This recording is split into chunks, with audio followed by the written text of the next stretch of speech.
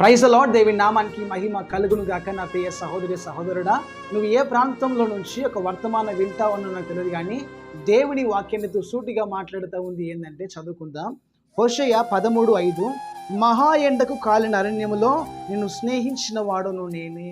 ఒకవేళ నీ జీవితము మహా ఎండకు కాలిన అరణ్యం గుండా నువ్వు వెళ్తున్నావేమో, ఒకవేళ నీ జీవితము నువ్వు అంత ఫెయిల్యూర్ చూస్తున్నావేమో, ఒకవేళ నీ జీవితంలో నేను అందరు వెలివేస్తురేమో, అందరూ నేను కృంగదీస్తురేమో, అందరూ నేను బలహీనపరుస్తురేమో, ఒకవేళ నా జీవితం ఏందని చెప్పేసి నువ్వు స్ట్రగుల్ అవుతూ, నువ్వు బలహీనమైపోతూ, నువ్వు కృంగిపోతూ, నువ్వు అనారోగ్యం కూడా నువ్వు ఉన్నావేమో, నా ప్రభు ఏమంటున్నంటే, మహా ఎండకు కాలిన అరణ్యములో నిన్ను స్నేహించిన వాడును నేనే.